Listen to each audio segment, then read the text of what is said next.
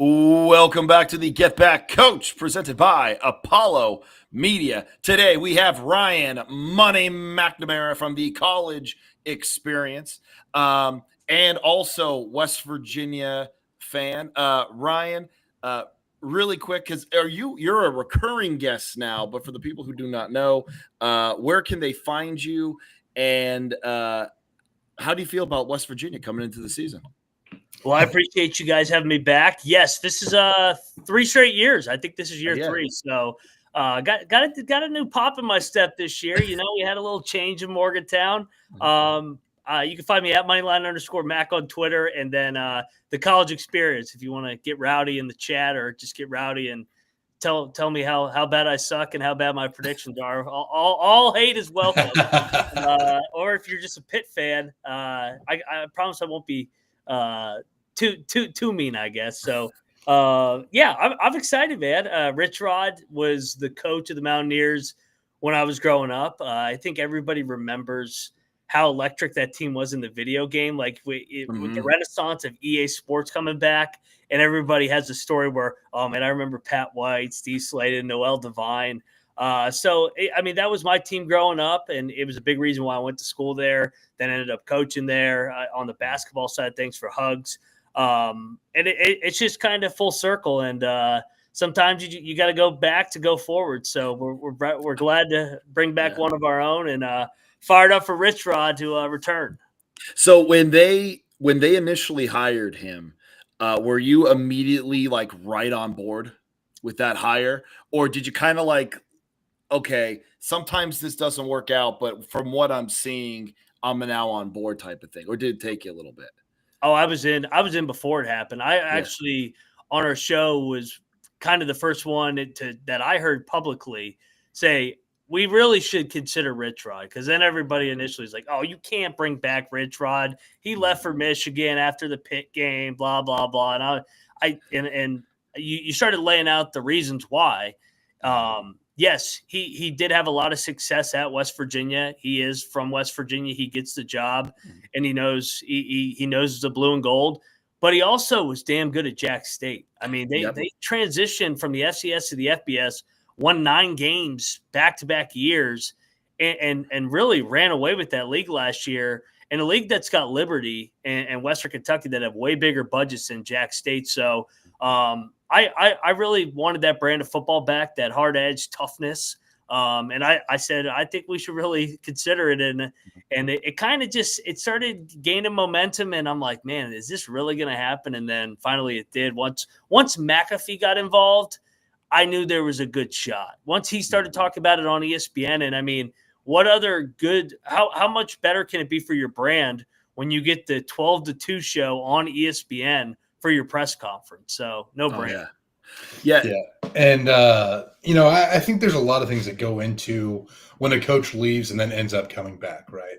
And there are many factors. I think we'll talk about one that me and Jake are not as high on coming back in the Big 12 this year.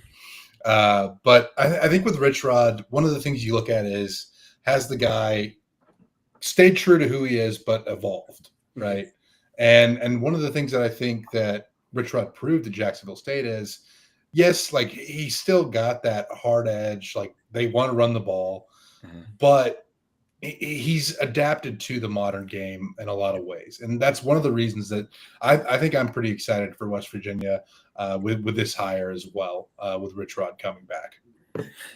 I completely agree, Jay. And it's like you said, some other hires, when you bring them back, like they're out of the game. He wasn't out of the game. I mean, they had 70 new players at Jack State last year. So he had to revamp his roster year after year after year. And then when he was able to lure Zach Alley over from Oklahoma at the defensive coordinator spot, I think that was a huge get for the other side of the ball. Yeah, I mean, originally, Ryan, like I was thinking, oh, can they really do that? But then, we talked about it on the show. Okay, you looked what he did as Jacksonville State. Arizona was kind of like, kind of so-so. But then what he did at Jack State at that transitional period where it's extremely difficult, there is definitely reason to say, hey, this guy, not just because we're bringing back an old face, but because, hey, this guy deserves this job. And I think because for that reasons, I am now in. I'm in on the Rich Rod hire. It took me a little bit, but like I'm in. Yeah.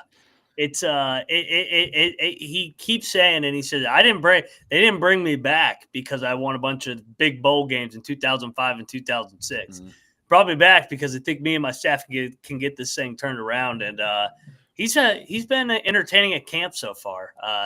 To say the least. Yeah, he says you would think, and it's so refreshing because with Neil, he would talk us up like we were going to win the national championship before the year. Rich Rod, you would think we're going 2-10, which means undersell and overachieve. Yeah, and that's one of the things that I think is just kind of commonplace anytime a new coaching staff comes in, is just the way they kind of talk about things. Like I feel like you have to like change things up. I feel like there just has to be a difference in culture, like a shift, even if like you thought your culture was good previously. I feel like every coach has to put that new stamp on the culture, and it's no surprise to see Rich Rod come in and kind of change the way that the expectations have been approached. Like what you said there, like under promise and over deliver, right? Like that's what Rich Rod seems like he's going to go for. And in a league that's as wide open as the Big 12, there's no reason that West Virginia can't get this thing turned around in a hurry. Oh yeah, the league we're about to talk about, it's so chaotic they don't even do a preseason poll anymore. No. Yeah. So before we get into our contenders here, so Ryan, I got to ask you something, because I see things on Twitter, I see things online, and I'm not like, I follow the Big 12, I follow West Virginia, but I'm not as tuned in as maybe you are. Uh-huh. Why does everyone hate Utah fans so much in the Big 12? They're unique, man. They were very against the move, and it goes back to the Holy War. Is them and BYU don't get along, and they wanted to be a part of the Big 10. They thought they were better than the Big 12. And then they came in the league last year and they missed a bowl game, which was absolutely hilarious. Now, obviously, they didn't miss they missed a bowl game for circumstances that we'll talk about in their preview, like not having a quarterback at all. But it was nice to see them get humble pied a little bit. But yeah, they're very obnoxious. I choose to ignore them because I actually like the program. I like Kyle Whittingham. He's one of my favorite coaches in America. But their fan base is you would think they're blue blood, and it's like, hey, tone it down a little bit. Why don't you guys get to a bowl game first before you start yapping that in the Big 10? And is this a case of like, so for some fan bases, I feel like their online presence is way worse than their in-person presence. Yeah. Sometimes it's flipped. Sometimes the in-person fans are worse than what you get online. So is this like a case of like just the Utah online fans running their mouth a lot? Like, have you had a lot of experiences with their fans in person? Is it similar? Well, we didn't play them the Mountaineers didn't play them the first year. They come to Morgantown late September. So you get Rich Rod versus Whittingham, an old school game, baby, offense versus defense. So contrasting styles. But if you ask BYU fans, they've always been like this, is what they'll tell you. So, and my good friend Rambling Rush, who I know you guys have had, he grew up a BYU fan, so he can't stand Utah. So I kind of knew ahead of time how obnoxious and unbearable they can be at times. But I think it is more online. Just like the internet. I mean, UCF is crazy on the internet too. Really? Yeah. I haven't interacted with them at all. Tennessee, I think, is the one fan base that me and Jake have both had just the online interaction. Jake in particular has a funny story about them. But awful. I feel like this has come up with every guest. So people that listen every week are gonna be like, "Oh, we talk about this again." But like, it was like Outback Bowl, and I was like, "Hey, I think Northwestern has a shot," and like Tennessee just like blew the doors off them, and they're sending me like death threat, go die in a hill, or go like this and that, and I'm like, it was like 50, 60 people in my DMs, like hundreds of people in the thread. I'm like, what is going on here? It was like, and like that's before I had a podcast. That's before like everything. I was just like You were just a guy. I was just a guy. And I don't know. But then I went to Tennessee, or maybe it was the year before that. I went to Tennessee and like they were like they were super nice and hey, come on the boat, come on the RV, like check it out. So I don't know. It's just crazy social media. The dichotomy of college football fans. Yeah, exactly. I've got in my fair share of dust ups on the internet. Oh yeah, exactly. in college basketball especially. But now that I do the college football graphics for each team on what I pick them, there's been some good ones where you pick a team that maybe goes half a game under the win total, and they're like, "There's no way we're going there." I'm like, the win total set at 7.5 for a reason. It's okay if you go 7-5. Like that's not out of the realm. Exactly. So let's get into some of our Big 12 preview here. For contenders, we'll go around the horn. I do think with this first one, I think we all have probably on our contenders list, and that's Arizona State. Listen, they lose Scatteraboo, but there's a lot of guys on the defense coming back. You know, Sam Levitt is back. I just think this is a team that, you know, won the Big 12 last year and is looking to now take that next step, not just in the Big 12, but also make a farther push in the playoff. Mac, is that kind of the same feel that you have for the Sun Devils? Yeah, very talented. I do wonder what it will look like post Scatteraboo from a leadership standpoint, because he was such a dog in that run. But Sam Levitt, arguably the best quarterback in the league, and then Tyson at the wide receiver. So they're talented. They bulked up in the portal too on the defensive line to try and get better defensively. And Kenny Dillingham's the real deal. I mean, he's flipped that thing. He's he went to school there, and he's got that program energized as much as I've ever seen. Yeah, and that's the thing about Dillingham for me is just the energy he brings. I think it's so infectious, and you see it in the program. I do wonder, right? Like I feel like maybe it's a situation where Arizona State's better as a chaser than coming back as the top dog. Like I think just having that chip on your shoulder plays a role in how you attack everything. And now they have to kind of defend. And, you know, for a UFC fan, like defending's always harder than winning the championship, right?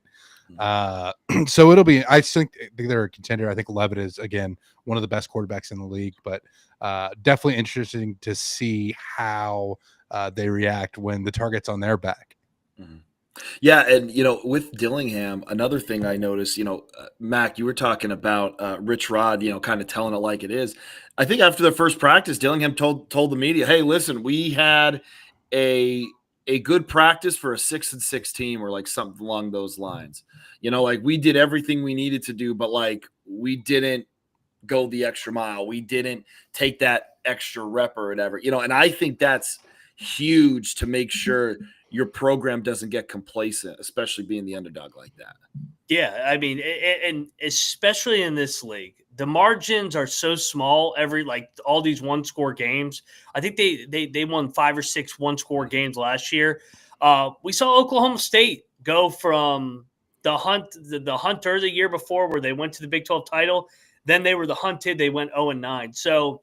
And they brought back 20 starters from that team that went to the Big 12 title. So, yeah, Arizona State does bring back a ton, but they, like what Jay was saying, when you go from the hunter to the hunted in this league, and those road games, I think, get a little bit tougher. And Dillingham's hitting the nail right on the head. Just because you got paid well this offseason doesn't mean you can get complacent and you're just going to walk out there and go 9-3. It's easy to go 6-6 in this league.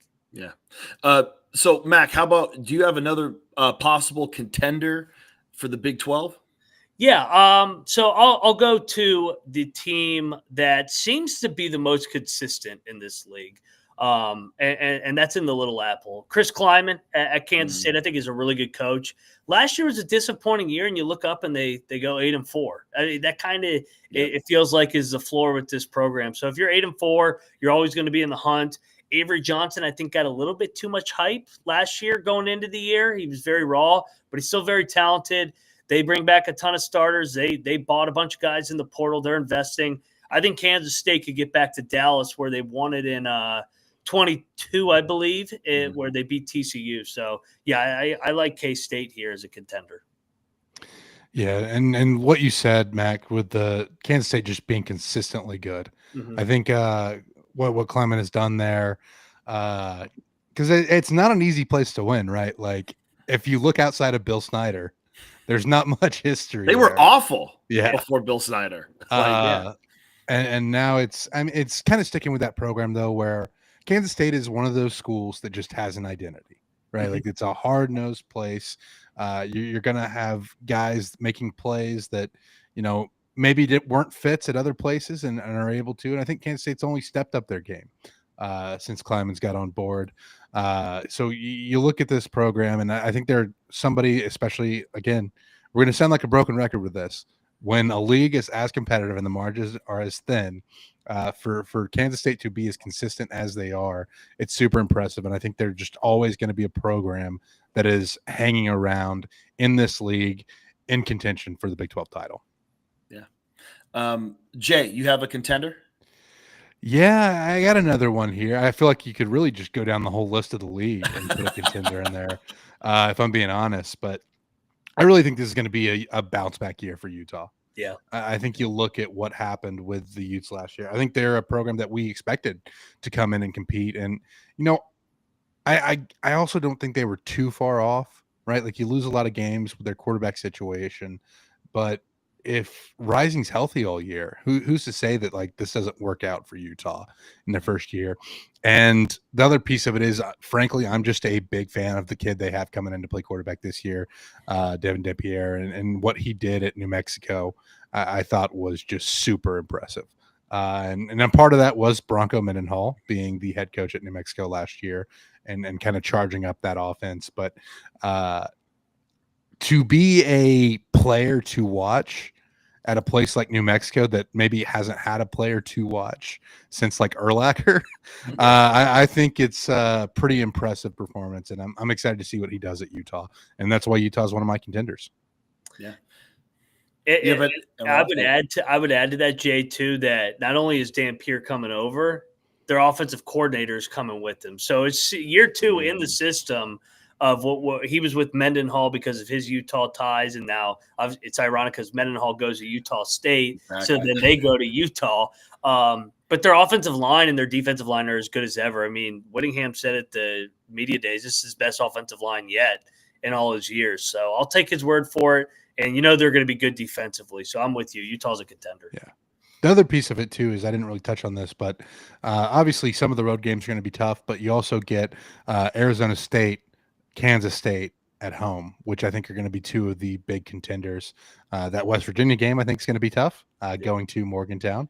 But, like, again, getting Colorado, who could be a threat at home, like that's big in the way the schedule shakes out. Texas Tech, who I think could be another team that is floating around in there. And obviously what they've done in the portal this year, getting them at home is big for Utah. So we'll see how that impacts that schedule impacts their run this year. Yeah. And my last contender here is their win-loss total kind of scares me because it's only at 7.5. But I think Iowa State still is going to be a real tough out in the Big 12 and could possibly, get back to that Big 12 championship game. I know their offense struggles at times, but they have a lot of guys coming back. I think their defense is usually always decent. So, Rocco Becht, also another guy that talk about a quarterback there. So I like Iowa State, not as much as the other teams that you guys said and Arizona State, but I think Iowa State Cyclones, you also kind of have to keep an eye on them early in the year. That Cyhawk, I love that Cyhawk battle because it's a real test to see, okay, which one of those Iowa schools is going to make a run. and we get Farmageddon in Ireland this year, so which is stupid. It's so dumb. It's so dumb. It is going to be interesting to see how both of those programs handle a little bit of the unknown to kick off the year, right? Like, can't discount how traveling out of country, not even across country, out of country, to play a game will impact these teams. So interested to see how that shakes out. And with the Cyclones, man, like I feel like the Spider-Man meme where like you got K-State and Iowa State pointing at each other.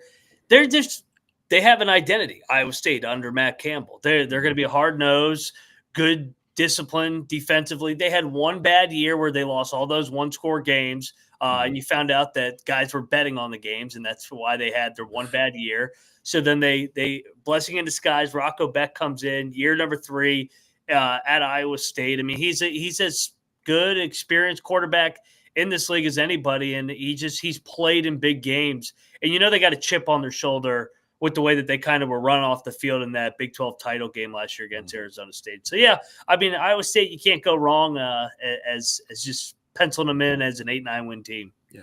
And that game was close in the third quarter, but it just seemed like one thing went wrong for Iowa State and then another thing. And then that quicksand effect started to take hold of them. And then before you know it, Arizona State's running away. It wasn't like Arizona State blew them off, from the start. But yeah, I think Iowa State's always a good guess to, hey, who's going to compete? So, Mac, who do you got for a surprise team? Who's a team that kind of no one's talking about that's set up for a big year? Because I got one. I got one, but I want to hear what yours is first.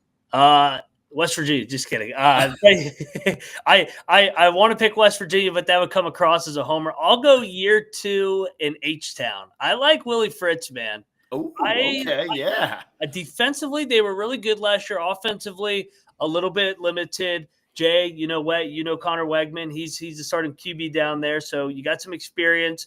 And we just seen Willie Fritz over the years, whether it was at Tulane or some of his other stops. He just builds it the right way. And I think that they're going to take a step and be a bowl team here and maybe sneak up on some teams. We saw them pick off Utah and K-State at home in year number 1 with a less talented roster. It's the first time Houston has had like back-to-back losing seasons in forever. So I think Houston is going to be a lot better than people expect.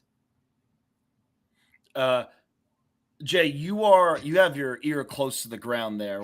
How do you feel about the Houston Cougars? Yeah, U of H is about a 15-minute drive for me. Very similar to what Mac has said. This is actually my surprise team too. I think with Wegman coming in, I think Wegman just needed a change in scenery. He got so banged up at A&M. A lot of people hold grudges against players that transfer. Not really the case for Wegman. I feel like this was just kind of a situation where he needed a new place to kind of figure it out. The other piece is yes, the offense struggled. I think it was a big problem for Houston last year. I think they'll be better this year. And I think a big part of the improvement on offense is Willie Fritz and Slade Nagel are reunited for this offense. Nagel was his offensive coordinator in 2023 at Tulane, was spent last year as the special teams and tight ends coach at LSU, and is now back with Willie Fritz. So I do think that this Houston offense is going to take a big step forward, and I think they're going to surprise a lot of people in 2025. Oh, very nice. We're going to stay in the state of Texas. I love the Baylor Bears this year. Okay, I really do. Sawyer Robertson, a bit under the radar, 3,000 yards, 28 touchdowns, did have 8 interceptions. A little nervous about the defense, but that's what Dave Aranda is there for. I think if their offense takes that next step, I know they have a coach there that is going to have them playing, good fundamental defense.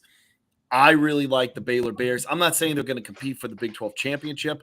I'm just saying that, hey, this team can win 8-9 games and, possibly get to a higher ranking bowl. I think they went 8-4 last year. Yep. Yeah. Them and TCU both had nice bounce back seasons. So I think they can go back to 9-3. I think 10-2 might be a stretch, but I feel like no one's talking about Baylor. The thing that scares me the most about Baylor is their non-conference schedule. You start the year hosting Auburn, and then you go on the road, not too far up the road to Dallas, to play SMU. Like that is a tough 1-2 punch to start the year, especially with one of those games on the road. But I do think that Baylor is primed to do well in Big 12 play. We'll see how it shakes out. You can lose confidence early in the season, depending on how those non-conference games go, Right. and that scares me about Baylor. But I definitely see where you're coming from, Jake. I'll give you this, Jay. Baylor has a better chance of going 2-0 in that stretch than 0-2, I believe. So that might be a hot take, but I don't dislike it. I mean, I like him against Auburn in that week 1 game. I think Auburn's getting a lot of hype there once again this year. So, but I like Robertson. I like those backs. Aranda's got to tie up that defense, man. That was kind of puzzling why they were so bad defensively. Mm-hmm. But as bad as they were, they still finished 8-4 last year and won 6 in a row down the stretch. Them and TCU. We're kind of mirror images of one another with how they were able to turn around their seasons coming off a losing season. So, yeah, I like Baylor once again. I'd probably 7-8 win team. Now, Mac, do you got a disappointing team for us? Like, who's one team that, has some high expectations this year that is probably going to fall short of that, do you think? And I love this fan base. But sometimes money doesn't buy championships. Texas Tech has spent so much damn money in the portal. Cody Campbell and company, and Joey McGuire. I like him. I love his story. High school coach in the state of Texas. Worked under Aranda's staff, but I think Texas Tech is getting a little bit too much hype just because of buying a bunch of players. I think Barrett Morton's a solid quarterback, but can he stay healthy? And once again, Texas Tech 2 years ago was supposed to be the darling that everybody picked. They went 7-5. It goes back to Jay's original point. It's easier to be the hunter versus the hunted, and Texas Tech with all this money has become the hunted once again with this payroll north of $30 million headed into the year. So I love what they're doing, but I question if it's going to be able to translate to as much success because the win total's at 8.5, and everybody's like, if we go worse than 10-2, this is a disappointing. And I'm like, this is the Big 12, man. All these games are one-score games, and their road schedule is tough. So I'll go Texas Tech just because of how crazy expectations have gotten.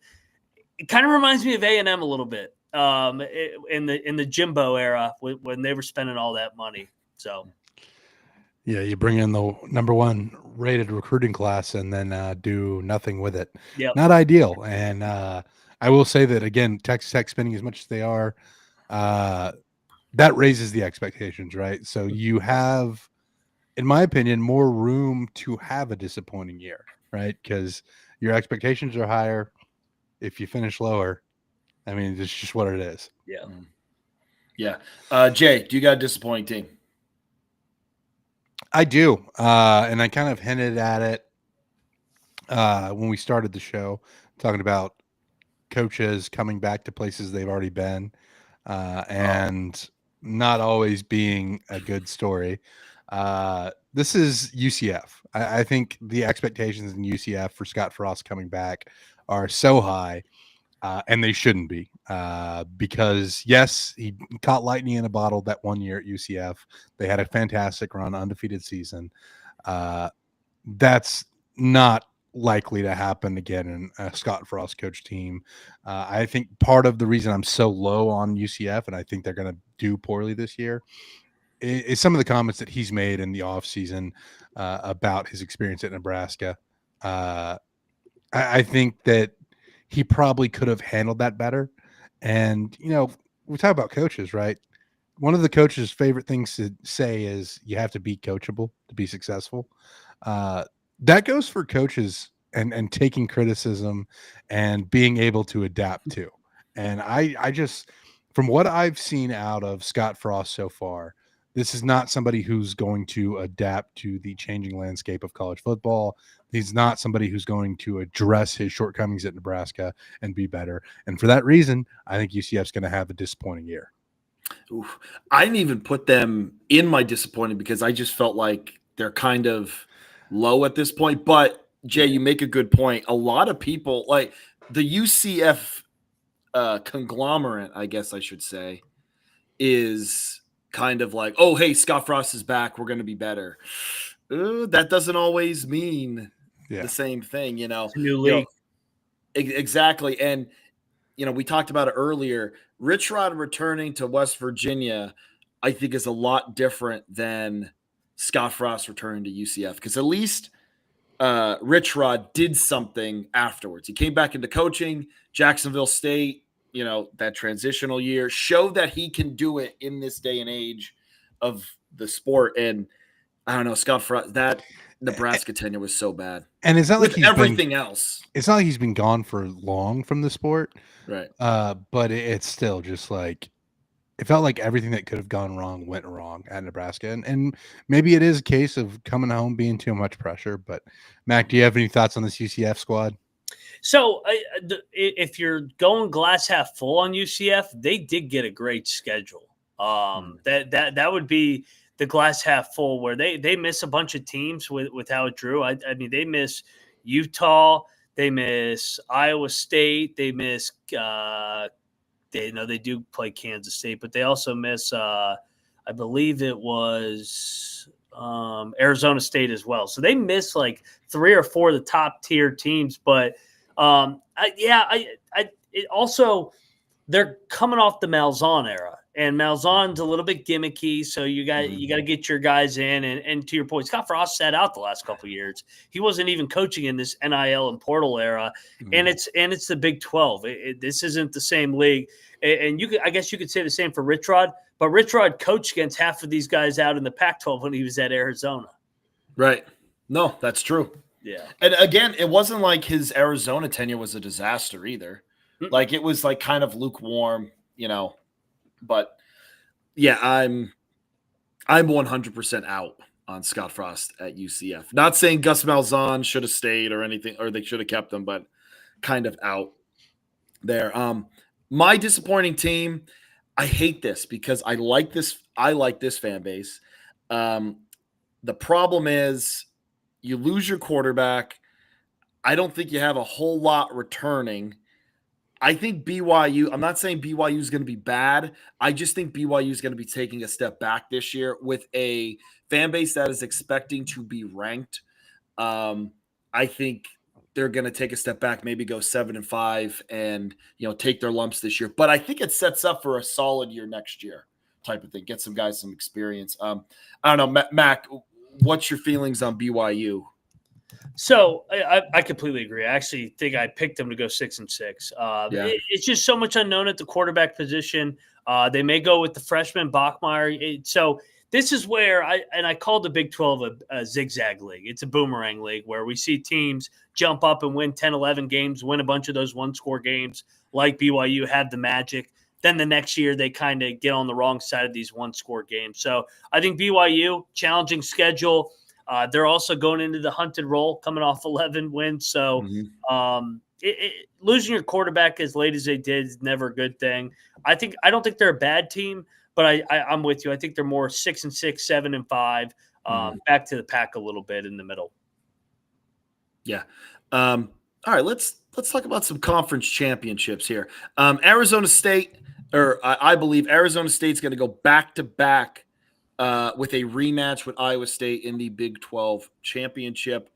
Mac, if you had to choose, who would the Big 12 championship be between and who would win it? So I'll go with what everybody had last year. I call it the year after the year. I'll go Utah, Kansas State. Both get to Dallas. And it's kind of a rematch of a game late in the year. And I'll have the Utes getting it done here. I think Whittingham – this may be his last year, so it could be a nice story where Whittingham wins the Big 12, gets him back to the college football playoff, then hands the keys off to the next guy, the guy in waiting. So I just love, like you said, what they did with Dan Pierre coming over with his offensive coordinator Beck, and then they're as good as anybody in the trenches. So I'll go Utah over Kansas State, 2 great programs in the Big 12 title game. All right, Jay. I have the same. I have Utah over Kansas State in the Big 12 title game.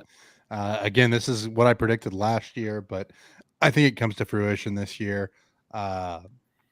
Again, for what I talked about with Dan Pierre and what he has, and just the fact that Kansas State is so consistent feels like, yeah, again, a down year was 8-4 for Kansas State. So feels like the Wildcats are going to be there in Dallas. I'm really excited about this Utah squad this year. I feel like now they have the chip on their shoulder. Now they're not coming in as the big shots expected to win. They have to kind of like reassess where they are as a program. And I think Whittingham did that. I think he's a guy who has adapted as things have changed in college football. Been able to be successful for a long time. Why he's one of the most highly rated coaches in college football today. And I have Utah beating Kansas State to win the Big 12 championship and advance to the playoff. You know, you said, and we've said it a couple times, Kansas State going 8-5 or 8-4 last year was a down year. Think about telling people in the 80s about that. Or like, hey, you're gonna go 8-4. You're gonna go 8-4, and people are gonna be disappointed. They'll be like, "Oh my god, like what happened to the world?" But all right, so let's get into tier list. For the people who've been listening, we have been ranking every college football team in the Power 4 teams into these tiers of either not making a bowl game, making a bowl game, almost making the playoff, making the playoff, and then a title contender. So we're going to go through the entire Big 12 here. Mac, Arizona, where do they end up in this tier list? I have Arizona getting back to a bowl game. I think that they're better in the trenches this year. I know the win total, I think, is 5.5. I think they go 6-6. I think Fafita bounces back, and Brennan not as bad as they were last year. I just don't think that they were ready in the trenches with the coaching change and then changing leagues. So I'll go make a bowl game for that tier. Middle of the pack, Arizona Wildcats. Yep. Couldn't have said it any better. Took the words right out of my mouth. 6-6. Fafita is going to do better with that offense, and I think they're going to bulk up a little bit as well. Jay. Yeah, I mean, I do expect Fafita to be better, but he's also losing his best weapon in McMillan, and that scares me a little bit. I have Arizona not making a bowl. I have them at 5-7, missing the postseason this year again for the second straight year. Next up, Arizona State, the Sun Devils. I have them making the playoffs. I have them as your Big 12 champions. Just for all the reasons I said earlier about them contending. Mac, where do you think Arizona State ends up? I think just on the outside looking in. I think they lose a couple of those tough road games that we laid out. They got to go to Arizona State. They got to go to Utah. They got to go to Baylor, and they got to go to Iowa State. I think that they're going to finish around that 8-4, just on the outside looking in. But I mean, hey, solid year. If you had said when Dillingham got hired that he would run off an 11 win and then an 8 win, I think they all would have taken it. Oh, absolutely. Jay? Yeah, I have Arizona State in a similar tier here. I think they're on the outside looking in. They're going to be a bowl team, just not quite good enough to make it into the playoff talks. I worry about that schedule, like Mac brought up, going to Utah, going to Iowa State, 2 very tough games. I think, again, I'm going to probably say this like every team. This league is so competitive that I just don't have a full good feeling about who's going to be at the top when everything's said and done. But for that piece that I talked about earlier, and then Mac has touched on, where it's easier to be the hunter than the hunted, I think Arizona State takes a little bit of a step back, but 8-4 still going to be a pretty good year for the Sun Devils. Yep. And now next, my surprise team, Baylor. I think Baylor is on the outside looking in of the playoff. I think this is an 8-4. I think they can get to 9-3, but not a playoff team, but just on the outside. Mac. I went 7-5, so just slightly below you. It doesn't help that they play 11 Power 5s. I mean, all this debate about powder puff schedules with the SEC and Big Ten. You got Baylor over here playing 11 Power 5 teams. So yeah, it's a tough schedule, but I think Baylor's good on the offense. I just think that 7-5, solid year once again for Rand and company. Jay? Yeah, I just think it's likely they're going to be 1-1 after those first 2 games. I think they lose to one of Auburn or SMU. at least, and I think that's just going to be tough to get back into the playoff talk through the rigor of the Big 12 schedule, because I think they drop a few more games there. So I have them right around 8-4, 7-5. This is a bowl team, not a playoff team. All right. Next up, BYU. Myself and Mac already talked about this a little bit. Defense taking too much of a step back here. This is still a bowl team, but I don't think anything more than that. Mac, reiterate. Yep, 6-6. It's not having your quarterback middle of July. That's not ideal. And they won all those close, crazy games. So a little bit of step back. But hey, it's still back to a bowl game, I think, for the Cougs. 6-6. That's what I have for BYU. Again, having the quarterback situation that BYU has, I feel like it's just going to be completely natural that they take a step back, and I just don't see it getting back to the level that they were at last year. So I have BYU as just barely a bowl team in 2025. All right, next up, UCF. Mac, start us off here. Where are the Golden Knights going to end up? I think they miss a bowl, even with how soft that schedule is. I mean, I laid it out, all the teams that they missed, but I also just don't think the roster's there. I think it's going to take Scott Frost a year to figure out what he's got. I think there's more of a turnover and an overhaul than Rich Rod at West Virginia, just with the styles of play. I'll go 4-8 or 5-7 for UCF. Shiny Knights. All right. Jay? I'm very low on this team, which you probably guessed from my my words at the start. You don't say. 3-9. I think they lose a lot of games. Like, I'm looking at that 5-run game at the end of the season with both me and Mac looking at Houston as a team that's going to take a big step forward. You have Baylor, U of H, Texas Tech, Oklahoma State at BYU.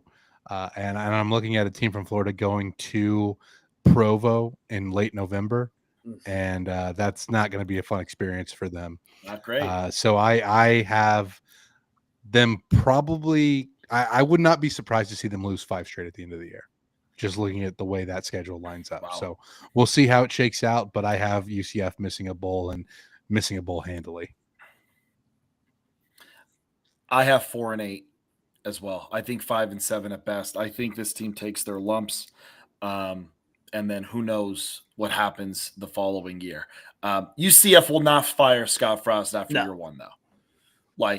No, they will not. I think they would have to be an absolute, crazy dumpster fire or off the field stuff. I think, or it could happen. I'm just saying. I know. The rumors are having always a little too much fun that. drinking around the world at Disney World. I mean, no judgment over here.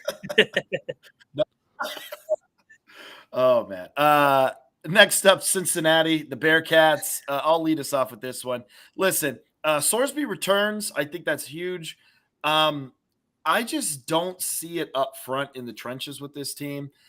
They do have a good group on defense coming back, but I think 6-6. I think they barely make a bowl game.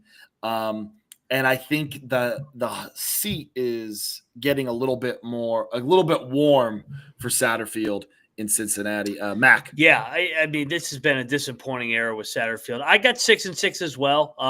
They got a nice schedule in my opinion as well, with just the way that it shook out. I think that they're good enough in the defensive line. Corleone coming off the blood clots, and he's more healthy this year. I think they're able to run the ball, and I think 6-6 is where they're going to finish here. Gets him a 4th year. He's got to get to a bowl. You can't miss a bowl game for straight years. Yeah. Okay. Yeah. I don't know. I have no feeling whatsoever on Cincinnati. I just really don't know. Sorsby's back. They should be better on the defensive line, but I just have no idea what to expect. I get a lot of games at Nippert, though, and Nippert at night can be a pretty good venue. But yeah, I don't really know what to expect. I want to say 6-6, 7-5. I don't think that Bowling Green game to start the year is something to sneeze at. Eddie George coming in there at Bowling Green, that could be an interesting hire for the Falcons. I think they'll be a better MAC team this year, but yeah, I just don't know what to expect out of Cincinnati this year. So 6-6, I'm just putting it right in the middle. Bowl team, barely. Okay.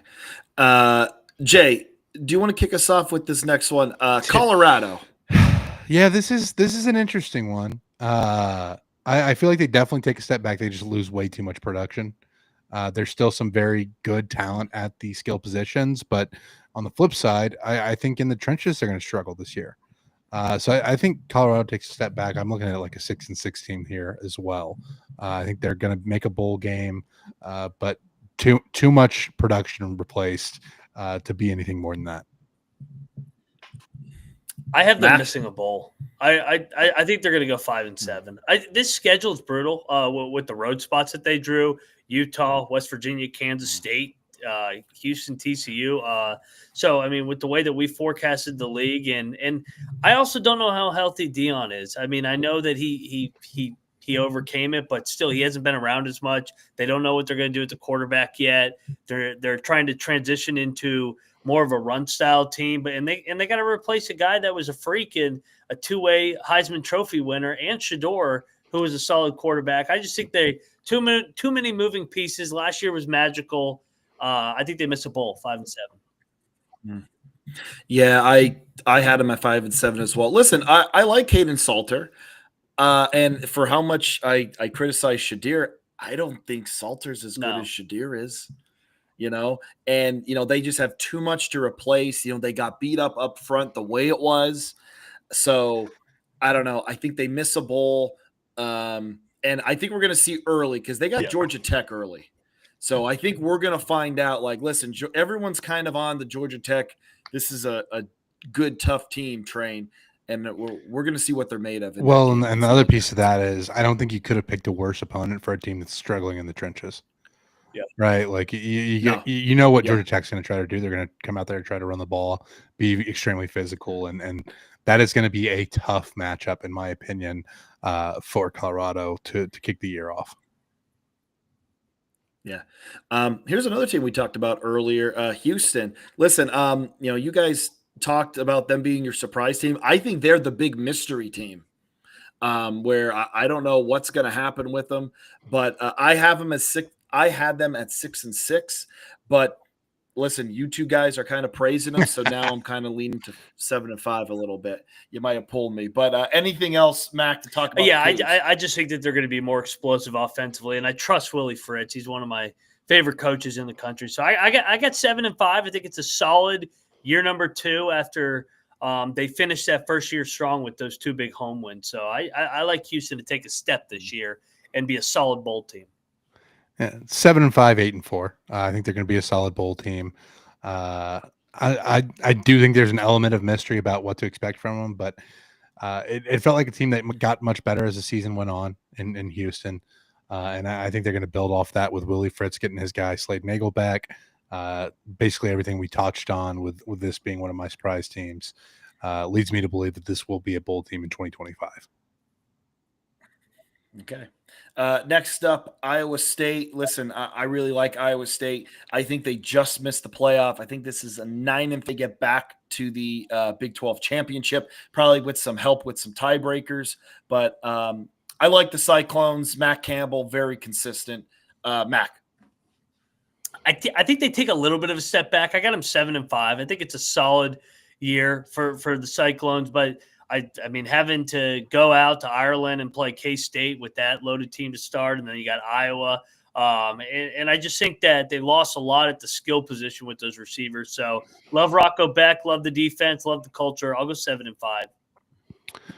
Yeah, I'm right there too. I also think that one of my rules, if I'm running a program, if I'm an athletic director, never schedule a non-conference game against a Missouri Valley Football Conference team. And you have one of those in South Dakota who was in the FCS playoffs last year. I think they'll win that game, but those are never fun matchups. I mean, you look at Colorado and North Dakota State last year, like just not having a good time. But I do think this Iowa State team going to be solid. I think 8-4 is what I'm leaning here. Good bowl team, but not really in the playoff talk. All right. Next up, Kansas State. Listen, I think they just missed the playoffs. Avery Johnson returns. Farmageddon in Ireland, which we've talked about, which I absolutely hate, and I think it's dumb. But I think Kansas State's going to be really good. Again, Kleiman, just the consistent, almost like Matt Campbell. A little bit different styles, but still very consistent. Mac, Kansas State. I went 9-3. They got jobbed on this because they're the ones that lost the home game, having to go out. Did they actually lose they lost the actual home game? Yeah, because it was supposed to go back to Manhattan. They played the final game in Ames last year, so this is K-State's home game out in Ireland. So, yeah, I'm not a fan of that. I think they go 9-3. I think it's a year after the year type of deal with Avery Johnson. I think he has a monster year, and I think that they're good once again in the trenches, and they get to the Big 12 title game. Okay, Jay. Yeah, for me, I love this Kansas State team. I just think they have a really favorable non-conference schedule. I think they're going to be 9-3, maybe even 10-2. I think this is a team that might be right there at the playoff cusp. Ultimately, I think because they lose in the Big 12 championship to Utah, it's Utah that gets the nod. Obviously, automatically for the Big 12 championship, they'll be in the playoff. But I think Kansas State is just outside the playoff. Almost forgot, skipped over them for the people who are looking at, hey, you missed this team. Kansas. Jalen Daniels really looking for a bounce back year. Jayhawks relying heavily on transfer portal guys. I just don't think they have enough from pulling in the portal. They do make a bowl. Listen, Vegas has their win-loss total at 7.5, and I thought that was a little surprising. I thought it was a little high for a win-loss total for Kansas. So I'm going with the Desert people. I'm going 7-5 for the Jayhawks. I went 8-4. I thought in the second half of the year they were as hot as anybody in the league. I mean, they beat the shit out of the contenders. It knocked Colorado out of the championship, knocked almost Iowa State out, and then beat BYU. So I knocked BYU out of the title game. So they were 5-7, but they lost all those 5. They lost like 5 straight one-score games. I think Daniels is more healthy this year. I think Kansas bounces back 8-4, solid bowl, but misses the Big 12 title game. All right. Yeah, this is a Kansas team that, yes, they went 5-7, but you had a loss to a very good Illinois team. You had a one-score loss to UNLV. You would have liked to have won that one. UNLV was one of the better teams in the group of 5 last year. Obviously, one-score losses to West Virginia, Arizona State, who ended up winning the conference and going to the playoff. The one-score loss to Kansas State. The one-score loss to Baylor was not a one-score loss. I misspoke on that one. But I agree to Mac's point. Like, the way they rattled off 3 straight wins over ranked teams there at the end of the season, really impressive performance. And let's not forget that, like, nobody has been successful at Kansas in so long. And Lance Leipold has come in and proven that he is a fantastic football coach. I expect Kansas to bounce back in a big way. I think 8-4 is a pretty reasonable prediction. All right. Mac, I want you to start this off with this next team because this is another one that I'm not sure what's going on. What is going on at Oklahoma State, and what can we expect? I was going to say, there's one team we haven't talked about this entire episode. It's Gundy. 6-6. Okay. First losing season since 2004. I'll put the blindfold on, and I'll say Gundy will get him back to a bowl game. Something about him, when his expectations are high, they underachieve. When his expectations are low, they overachieve. Remember, everybody said he was done, put a fork in him 2 years ago. Then they went to the Big 12 title. Then everybody picked him last year. They went 0-9. They got nobody coming back. So it's a hungry team, 2 new coordinators. He hired a couple of his boys on each side. I just think Gundy – I think he's going to go out with a bowl game. I can't see him missing a bowl game again. He's too good a coach. So 6-6 for me. Isn't that crazy that, like, I feel like some coaches are just better. Again, we're talking about hunted versus the hunter. Yeah. I feel like when Gundy is the hunted, he like you said, he overperforms and he gets his teams to like these crazy heights.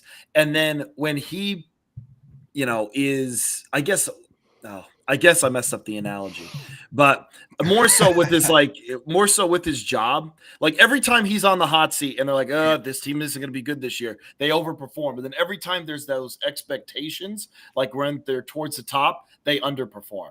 Yep. So is this going to happen again? I have no idea because I feel like everyone's saying, hey, he's done. He's going to be gone. I have no idea. Jay, what is your take on the Pokes? They'll probably win the Big 12 now because he's done. Yeah. He took a pay cut. Well, and I am unfortunately going to be circled with darts because I'm taking Oklahoma State to not make a bowl. I think they have another bad year. I just think there's too much turmoil internally in the program. I think you look at I'm not a big Todd Grantham fan either. That he brought in as defensive coordinator. I think he struggled in a lot of places, and maybe that's just a little bit of that SEC fatigue there from me watching what Grantham was done as a defensive coordinator in the SEC.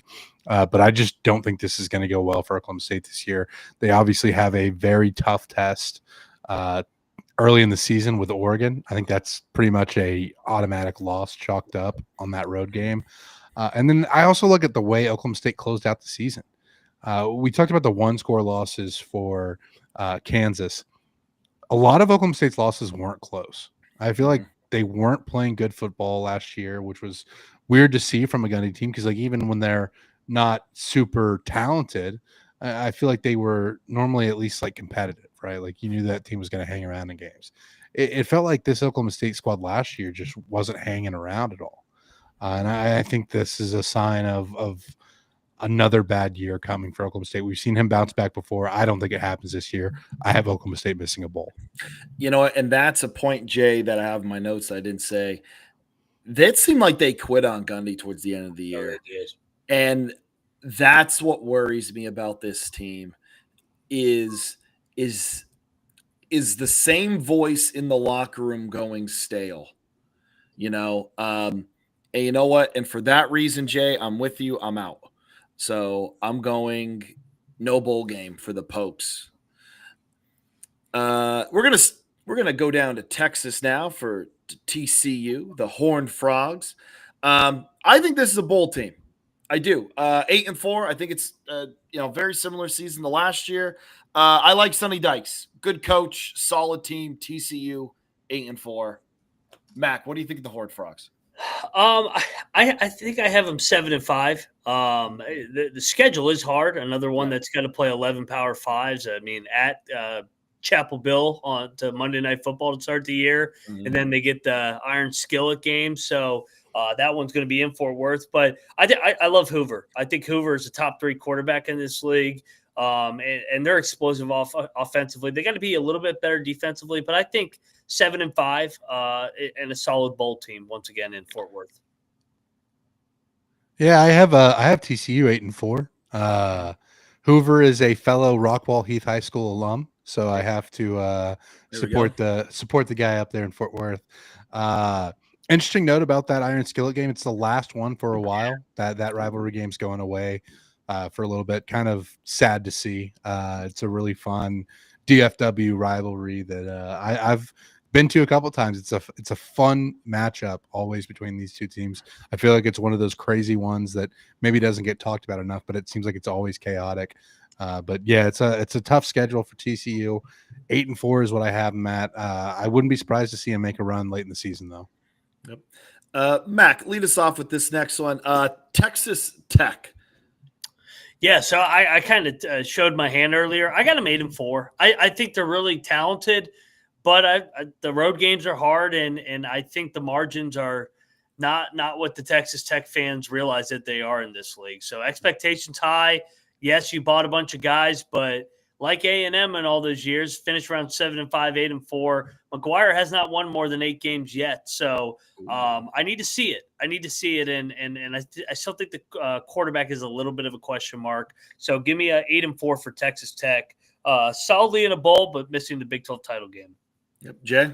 I'm pretty on the money with Mac here. This is an 8-4 team. Yes, they have brought in a lot through recruiting and the transfer portal, but I haven't seen this team gel once since Joey McGuire's been there. I feel like it's maybe a symptom of the portal, maybe not, but it just feels like there's something missing here for them to take the next step, even with all the talent they're bringing in. So I have Texas Tech at 8-4. Bowl team, but not a playoff. Not somebody that's going to be close to making the playoff. I have 8-4 as well. I think they show signs early on, like, hey, like this team can make a playoff push. I think they drop a couple games in the middle of the season to kind of cool off the flames, but they're going to be good. They're going to be a scrappy, good, solid football team, which I think is good for Texas Tech. I don't want them to get their expectations too high just yet. You know what I'm saying? You got to climb that ladder a little bit more. And, Jay and Mac, you guys, this is another team you guys are high on coming into this year, Utah. So here's the thing with Utah with me, good defense. I think the offense needs to be better. I think with new coordinator and Dampier is huge for him. I think this team can go anywhere from 7-5 to 10-2. And I have no idea in the middle of where that's going to be. So I'm going to go 8-4 for the Utes. And then Mac, anything else to talk about the Utes? You talked about them a little bit already. Yeah, I had them 10-2. I think Whittingham gets them back, and I think they finish the job here. I think they're the best team in the trenches in the league this year. And then finally they got a quarterback. Now, if he gets banged up like Rising, then all of a sudden they're going to be a lot like last year where they can't move the ball at all. But as long as they got a quarterback to complement that defense, they should be right there to win the Big 12. Right. And a playoff appearance. Yes, I got him. Yep, winning the title game again to the college football playoff. Yep. And that might be it for Whittingham, and he can ride off into the sunset. Be a good way to end. Jay? Yep. Playoff team, title winner for the Big 12. I am really high on Dampier. I think he's just an incredible electric athlete at the quarterback position. If he's healthy, this Utah team is going to be a force to be reckoned with because we know that defense is going to be solid. Give me Utah to win the Big 12 and make the playoff. Okay. Last but certainly not least, the West Virginia Mountaineers. Mac, give it to us. 12-0. We're going to get back to a bowl. I think my optimistic ceiling is 8-4, probably realistically 7-5, and maybe a 6-6. But I think the team you see in September and October will be a lot different than will be at the end of the year once they start learning more and more how to play for Rich Rod. I think they're going to be unique just because of the amount of depth that they brought in with all these transfers. I like some of the pieces on the defensive side, and it's going to be a little bit of quarterback by committee to start. But one thing about Rich Rod, he's gonna play fast, and that tempo I think is gonna wear some teams out, especially late in the year. Jaheim White's gonna have a big year for the Mountaineers. So back to a bowl for the Mountaineers to start era number 2 of Rich Rod. Jay. Yeah, I'm curious to see how the quarterback position is going to shake out. Who do you think it's going to be, Mac?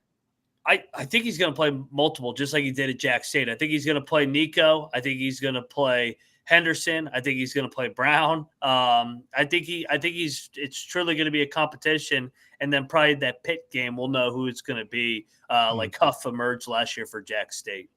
Yeah, and that's kind of what this season rotates around for me. Obviously, got to see a little bit of Henderson at A&M. When he came in for Wigman, not last year, but in 2023, saw a little bit of Jalen Henderson there. Really, really fun guy. He can do some things with his legs as well. But I think this team's going to play hard for Rich Rod. I think this is going to be a team that's super competitive. I think they're going to be in every game that that's on the schedule. And I have West Virginia going 7-5 as well. I think this is a bowl Oof. game. Oh man, you guys are gonna hate me. I'm sorry, Mac. You're a hater. I listen. WVU is my second team. You know, I lived in Morgantown. I love the Mountaineers.